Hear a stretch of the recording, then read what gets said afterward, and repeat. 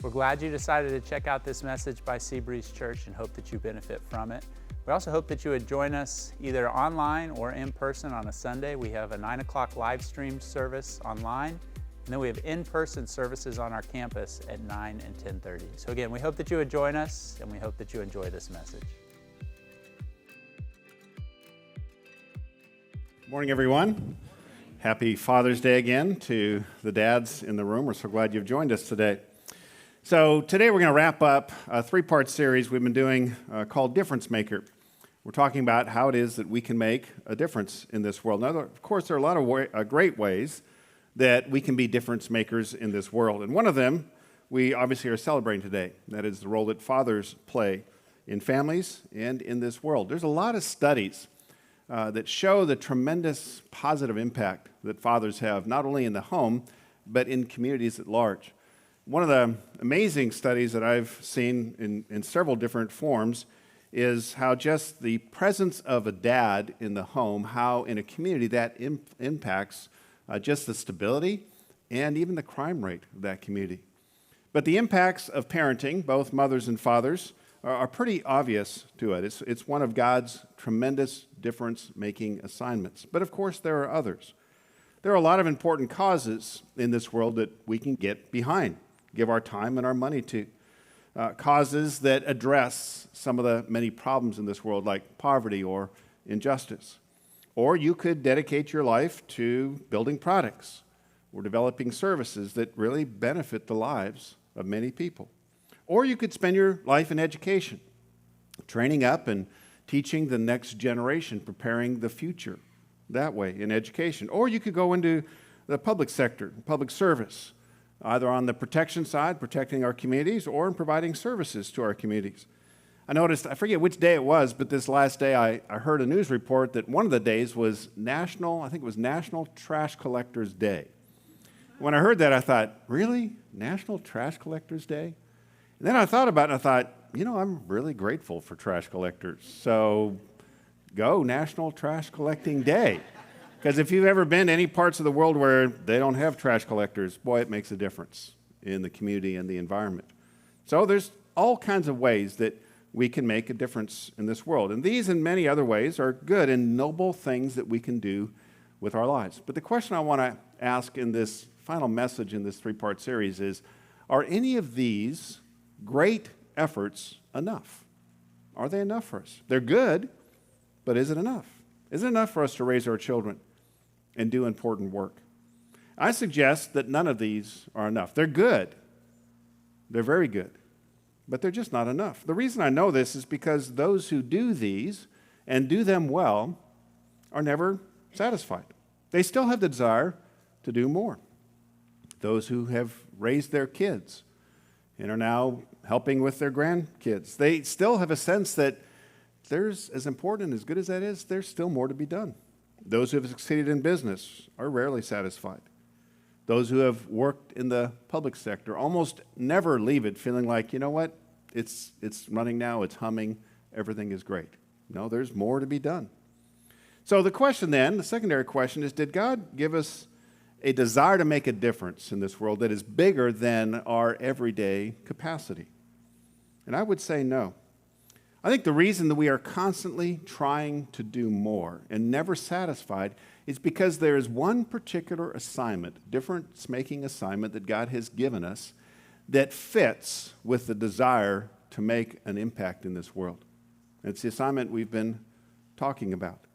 The assignment of helping others discover who Jesus Christ is, the one who can make the biggest impact in this world. In Acts chapter 13 in the New Testament, Paul and Barnabas were traveling the Mediterranean basin, and they were telling people about this good news. They were on this mission. And they encountered opposition in the city of Antioch, and they were asked by the Jewish leaders in this city, "Why are you doing this?" And this was their answer. It's found in Acts chapter 13, verse 47. Paul says, "For this is what the Lord has commanded us." And then he quotes, said, "I have made you a light for the Gentiles, that you may bring salvation to the ends of the earth." Now, the Jewish leaders who Paul was talking to knew exactly what Paul was pointing to. They knew that Paul was quoting something from the Old Testament. And they all were well aware of this verse. It's found in Isaiah 49:6. This is what Paul was quoting. Here's what it says. God says, "It's too small a thing for you to be my servant to restore the tribes of Jacob and bring back those of Israel I have kept. I will also make you a light for the Gentiles, that you may bring my salvation to the ends of the earth." So at this time, when this verse had been written in Isaiah, when God had spoken this to the prophet Isaiah, the Jewish people had been scattered throughout the world. They had been conquered first by the Assyrians and then by the Babylonians. And there were remnants of them still living in Palestine, but for the most part, they had been exiled to these different locations. And so in the current moment of history, their top goal as the Jewish people was to reconstitute the nation, regather and pull a nation together from all of these remnants. They wanted to rebuild their nation. And at this moment, God says to the prophet Isaiah, building a nation is too small. It's too small of a goal for you. Now, that's an amazing statement because out of all the things you do with your life and I do with my life, we're probably not going to build a nation. Building a nation is a big thing to do. It's what we honor those who sacrifice so much to build our nation.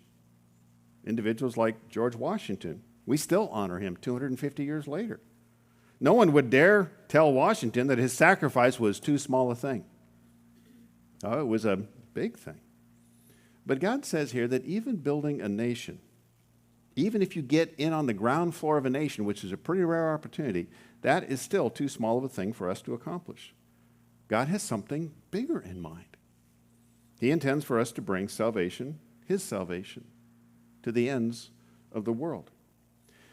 So given the size of that task, bigger than nation building, should we all quit our jobs, spend all of our waking hours telling people about the good news of the forgiveness and the salvation that's offered through Jesus Christ?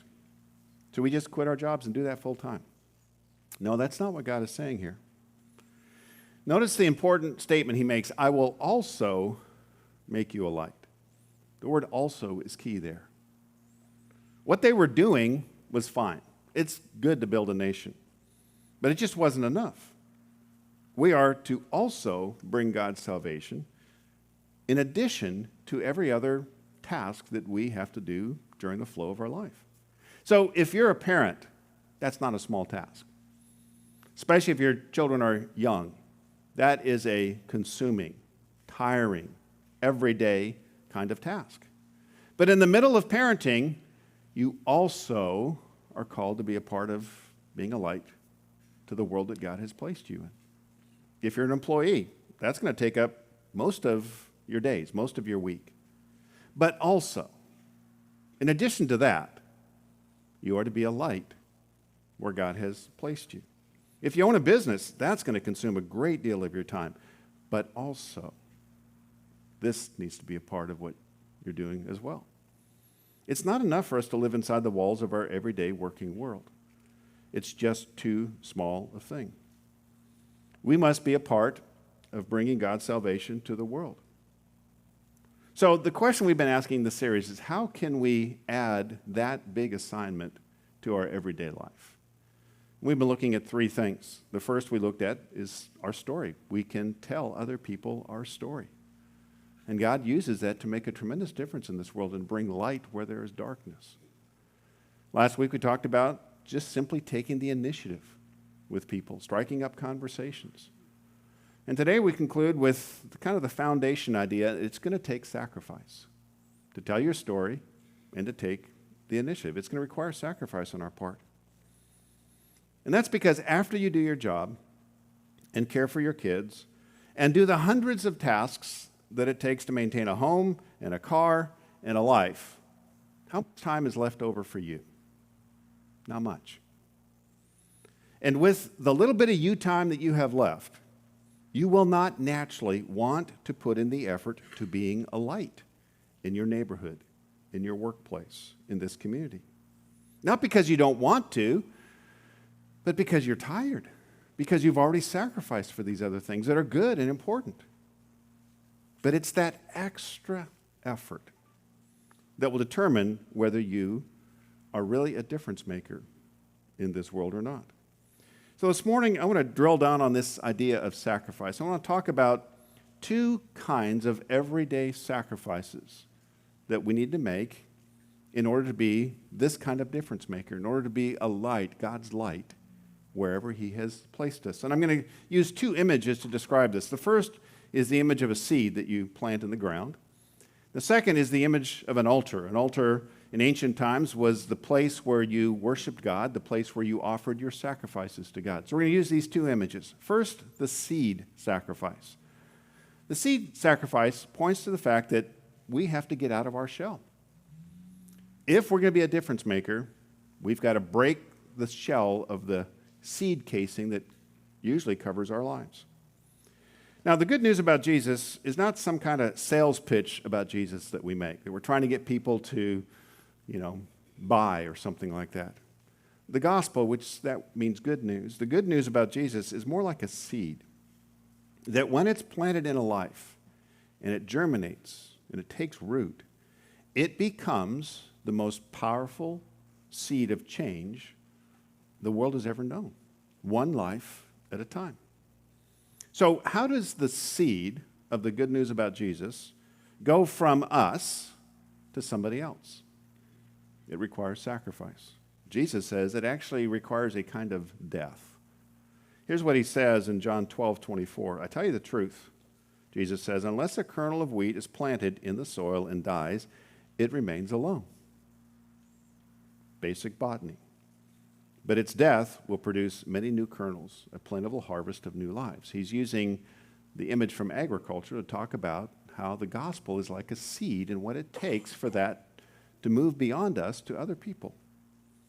You see, there are two things that you can do with a seed. You can eat it. You can crush it in flour and make bread out of it, or you can take that seed and plant it in the dirt. And it's the same with the seed of the good news of Jesus. You can eat it. You can let its truth nourish your life, bring life to you. That happens when you accept the seed. You actually ingest the seed personally. You agree with it. You believe in it. You decide to follow Jesus Christ. And it changes you. It nourishes you. But the other thing is you can plant that seed in the life of somebody else. Now, every farmer does both with their seed. Some of the seed, some of the fruit that's grown from the seed are eaten. It becomes food that nourishes him and others. But some of the seeds are put back in the ground and planted. And in the same way, we, as followers of Jesus Christ, are called also to do both. But there's a price that comes with planting the seed of the gospel, the good news of Jesus. Just like a seed, Jesus says, we have to die. Now, the death is not a physical death. It's a death to our own agendas, our own comfort. What's amazing about a seed is that it has a DNA code in it that allows a lot to grow from that seed. The size of the seed kind of gives the impression that it's not that important, but inside that seed, there is truth, there is code, there are ideas that can grow into a tremendous tree that can feed many, many people. And that's the same with the gospel.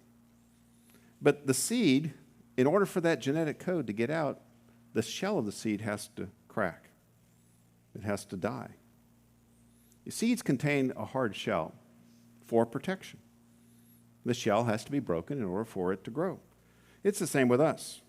We all construct a bit of a shell around us to protect us. And the purpose of our shell is comfort. The root of the word comfort is fort. That's the root of the word comfort. And it kind of describes what comfort demands. It demands some walls, some protection. The walls of our fort may be financial walls. They may be just routines. And comfort's not bad. At times, we really do need to crawl into our comfort fort. We need the protection of the shell. But if our lives are going to have an eternal impact, we cannot stay inside our shells. The germination of life requires the shell of the seed to break. I don't know if you know this, but the first part of a seed that breaks out of the shell is called the radicle. This is what botanists refer to as the radicle. It's the first part of the seed that breaks out, and it forms the first root. That's an interesting name for the seed to break out. The word radical means to depart from the usual, to do something different. And that's very similar to what it takes for the good news of Jesus to break out of our life and begin to affect anyone else's life. We have to leave the confines of our comfort fort. So God will challenge us to get out of our comfort zones and plant the good news of the gospel. This requires us to sometimes be uncomfortable. For me, the radical thing that I plan to do this summer is find a cycling club to ride with. Now, that doesn't sound very radical, but it's the radical thing I plan to do. It's the way I'm going to depart from the usual this summer to try to be a difference maker in this community. Now, I would much prefer to ride my bike by myself, listening to my music. That's my preference. And I will do some of that. I'm not going to abandon that. I'm still going to do some of that. But what I've noticed about myself is I'm busy, and being a pastor, most of the people I work with are followers of Christ already. So my life is encapsulated. It's got a shell around it where I don't tend to have a lot of opportunities to have conversations with people who are not followers of Christ. So I've got to break out of my shell. I've got to break out of my routines. I've got to go away from the usual. And this is the one way. It's going to be uncomfortable for me. But this is going to be one of the ways that I plan to do that this summer. My daily routines have become kind of like the shell of my seed. I need to put effort into getting out of my shell. In the book of Acts, in another chapter that is after the one that we read in Acts 13, the Apostle Paul does something radical also of this nature. He goes to a philosophy meeting in the city of Athens, kind of the center of philosophical thought at the time. Now, why would Paul show up at a philosophical meeting? Well, he tells us in Acts 17, he's actually explaining to these individuals that he's meeting with why he's there. This is what he says in verse 26 through 27. It says, "From one man, God, he made every nation of men that they should inhabit the whole earth, and he determined the time set for them and the exact places where they should live. God did this so that men would seek him and perhaps reach out for him and find him, though he's not far from each one of us." When I first read this, I kind of zipped over it years ago, and then I realized, what? This is the exact times? This is amazing. What Paul is saying is, I'm here in Athens. The question is why? Why is Paul in Athens? Well, if you read around the story, you'll discover that he is in Athens because he's waiting for some friends to arrive from another destination, then they're going to travel to another place. So Athens is kind of a stopover in their travel plans. That's the main reason Paul is in Athens. But Paul also knows that his reason for being in Athens is not the only reason he's in Athens. Part of the reason he's in Athens is because God has put him there to be a light. So, for example, let's update it to our week. Say this past week you find yourself standing in line at a store, or you find yourself sitting on a bench at a park. The question is why? Why are you in that line? Why are you at that park? Well, the surface reason is because you decided to go to that store for groceries or for something else. Or you decided to go to that park so that your kids could play. That's the main reason that you're aware of that you're there. And everyone standing around you is there for the same reason. The person in line in front of you, behind you, they're in that line because they wanted to get groceries too. People sitting around you in the park, they're in that park because they wanted to play in that park too. But in a way that none of us can fully understand, it is God who set this all up. What he says, Paul, is that God determined the time set for us in not the approximate places, the exact places. Now, he's the one who takes our free choices and weaves them into the exact when and where of our days. Now, I wish that the verses went on to explain, how does God do that? Because I don't know. I don't know how you take my free decision and I end up at a place and God says, yep, that's exactly where I want you to be. My mind can't comprehend how that works together. But that's what Paul is saying. I think he doesn't explain it to us because we wouldn't understand. What he tells us is a more important question. Why does God do this? The reason why is so that people who are far from him would find him and reach out to him. That's God's agenda. The truth is, God's not far from anyone. He's right there. The people have to decide to turn around to see him. He's invisible. They can't see him. So how does he show up in a life? He puts you or me next to them. God will get us into the position where we are close by. What God will not do, though, it's amazing that he's gotten us into position, but what he won't do is he won't open our mouth for us. So you won't suddenly start saying things and think, who's doing this? No, God's not going to take over to that level. He's not going to force you to move the next 10 feet to go up and talk to somebody. You're not going to suddenly find yourself moving and you can't control that. No, he's not going to do that. He still gives us the freedom to decide whether we're going to, he just gets us in position. He gives us the freedom to decide whether we're going to say anything. So if you find yourself in the same place at the same time with someone, and you sense a nudge on the inside to just strike up a conversation, to talk, it's most likely because God has just set up a meeting with someone that he's been pursuing for some time now. And now he's prompting us to cover the last 10 feet and see what happens. But what happens? Often for me, what happens is the fear of the unknown rises in my heart, and I crawl back into the protection of my shell. But as Jesus said, unless a kernel of wheat is planted into the soil and dies, it remains alone. You know, the thing about seeds is they can survive. Some of them can survive a long time. There's some seeds that can survive in the shell, intact with the genetic code in place for 100 years. That's a long time. It's kind of the same with us. You know, we've got a lifespan. Maybe 100 years. That would be amazing. That would be rare. But our seed is intact for a certain period of time. And what that means is we have a limited time to plant our lives.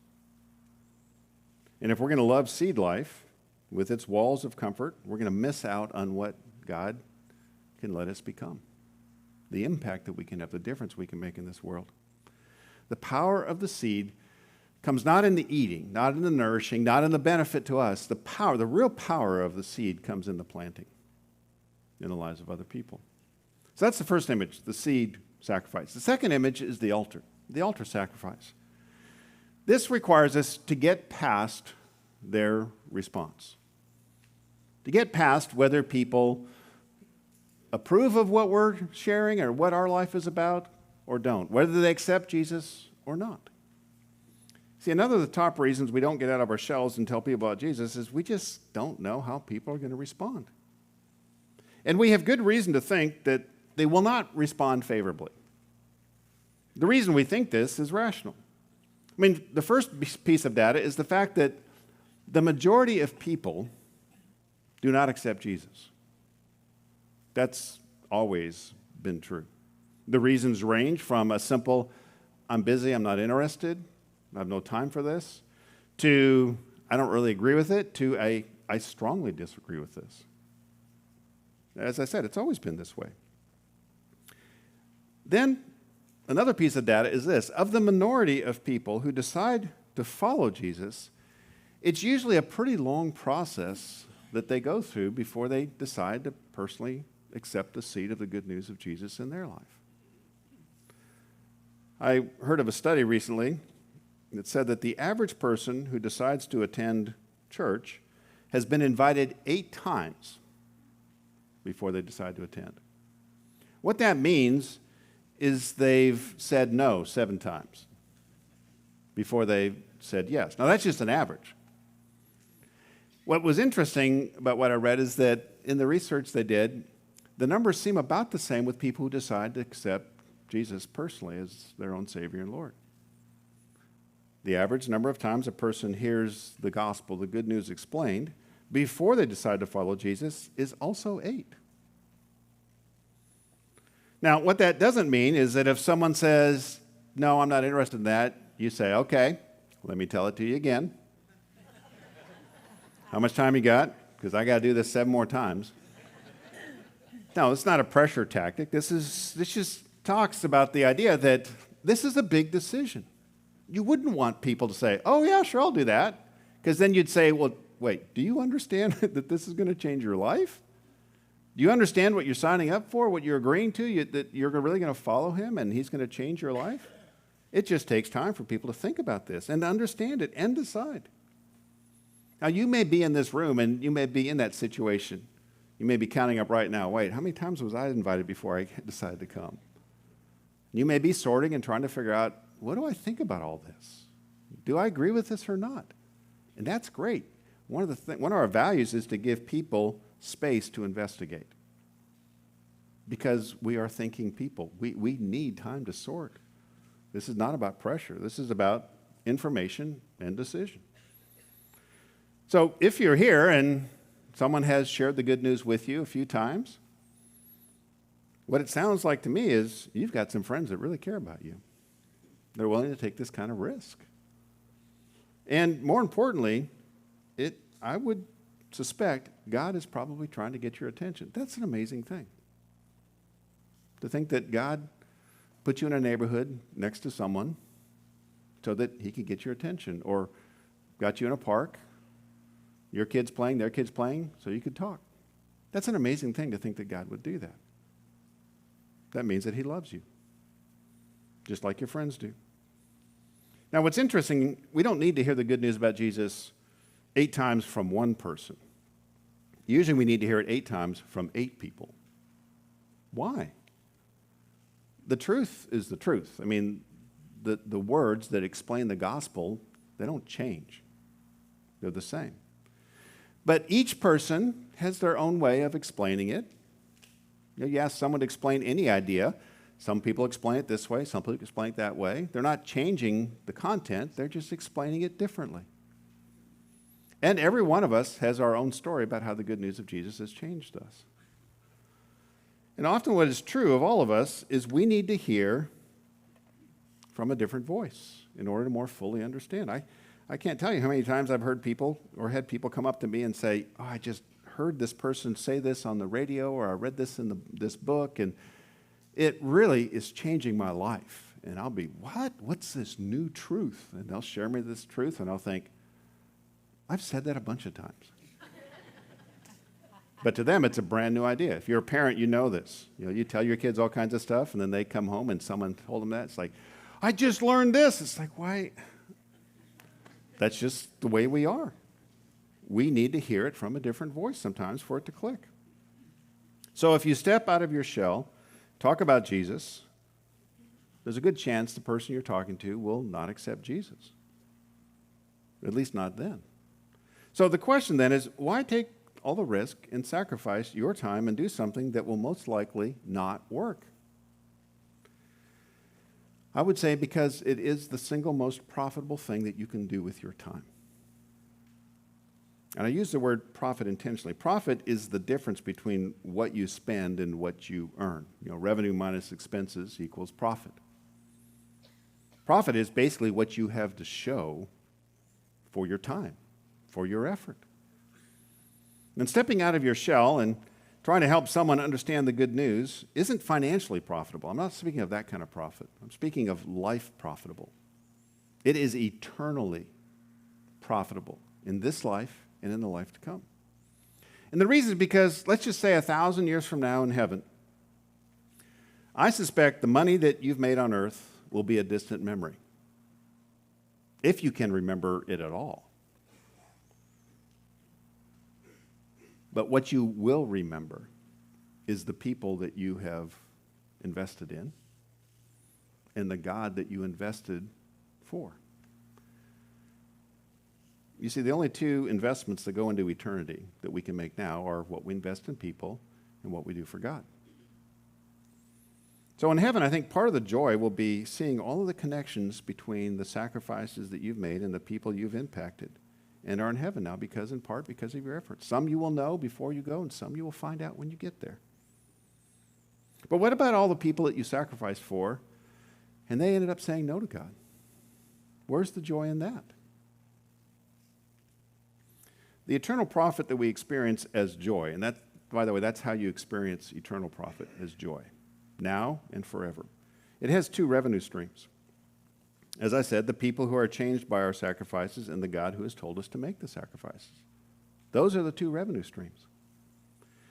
The Apostle Paul, again, points to both revenue streams of joy that will result from his sacrifices in the city of Philippi. Here's what he says in Philippians. That's why it's called Philippians. It's about the church in Philippi, a letter to them. Verse 16 and 17 of chapter 2. Paul says, and then, he's talking about all of his investments and all his sacrifice for them, and he says, and then I'll be able to boast on the day of Christ that I did not run or labor in vain. But, even if I'm being poured out like a drink offering on the sacrifice and service coming from your faith, I'm glad and rejoice with all of you. What is he talking about? First of all, he's talking about the day of Christ. This is the day when all the books are opened and the bottom line is drawn and we get to see what we made our investments in and what the profit really is, what we have to show for our lives. And Paul says on that day, my hope is that I'll be able to boast on that day. Now, the Greek word is not bragging. It's to be content that's used here. What he's saying is on that day, I'm going to be so glad that I sacrificed for you Philippians because I didn't want to have to run or labor in vain for you. Paul's desire is that these people that he poured his life into would be worth the effort. The risk is that they would reject Jesus, and it would mean that his sacrifice for them was in vain. The word in vain means to drain out. It's the image of pouring water into a leaky container. If you've ever done that, you pour water in, and there's holes in this bucket. You poured out your water in vain. That's the image behind that word. And when we sacrifice, we all want to have something to show for our effort. We all want to pour it into a bucket where we look over and we can say, oh, I've got something to show for my life. I've got something to show for my effort. The problem is, when you pour your life into people, people are the leakiest container you can pour your life into. Because people do what people want to do. You, as a parent, can pour 20 years into your child, and they will do something that'll break your heart. And you'll look over the edge of that bucket and say, in grief and sadness, what was all that pouring for? It's the same when you share the good news of Jesus with other people. You can pour into somebody and take the risk and sacrifice, and they decide, never mind. I don't want to do anything with that. So why keep sacrificing your time and your words and your effort on people? If it's because of their response, you'll eventually crawl back into your shell and stop sacrificing. There has to be a deeper reason for sacrificing for people, or you'll decide that it's just not worth it to be a difference maker for Jesus. And that's what Paul talks about in the second part of this verse. He says, but, and that's a very important but even if, what he's saying is, even if all my effort was in vain, even if I'm being poured out like a drink offering on the sacrifice and service coming from your faith, I'm glad and rejoice with all of you. What's he talking about? What does he mean? Well, what's a drink offering? God had instructed Israel in the ancient times to offer their offerings and sacrifices to him on an altar. And a part of every moment that they did that, they were instructed to pour water or wine over their sacrifices and watch the liquid run out of the ground. This was called a drink offering. What was the reason for that? What was the point? The point was to remind them that their life is basically a pouring out. All of our life is a pouring out. We have a certain amount of life, days, time, effort, gifts, resources. And every day we pour some out. Today we got a day we're pouring out somewhere. But these people had been poured out on because God had told Paul, I want you to go to Philippi and I want you to pour your life out on that altar. You see, if you decide to pour it out in service to God, then you have a reason to rejoice, even if there's nothing to show for it.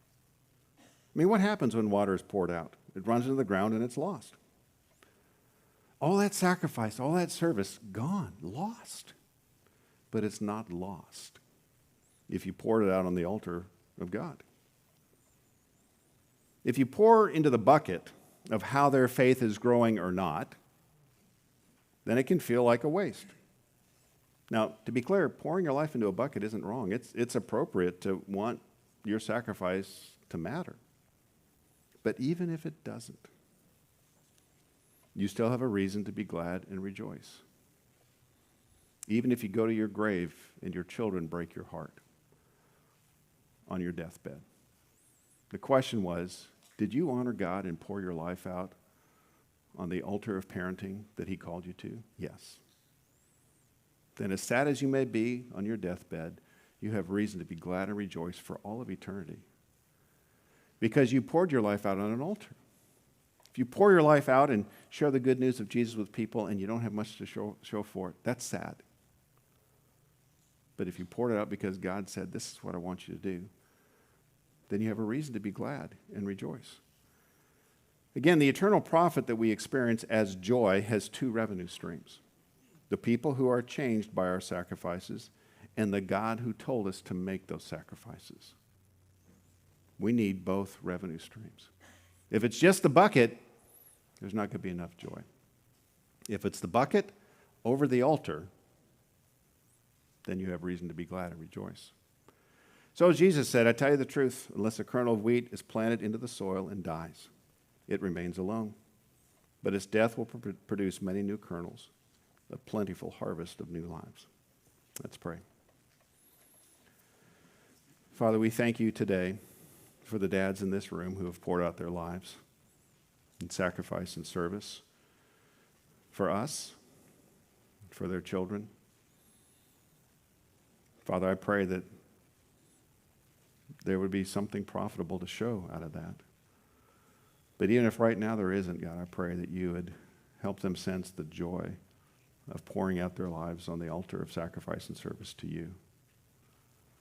And Father, as we look out at our community, God, help us to get out of our shells, do the radical thing for us this summer, break out of our patterns, so that we might plant the seed of the good news in someone else's life. And then, regardless of how they respond to us or to you, God, I pray you'd help us to find joy in the pouring out of our lives in what you've called us to. We pray this now in the name of Jesus Christ. Amen.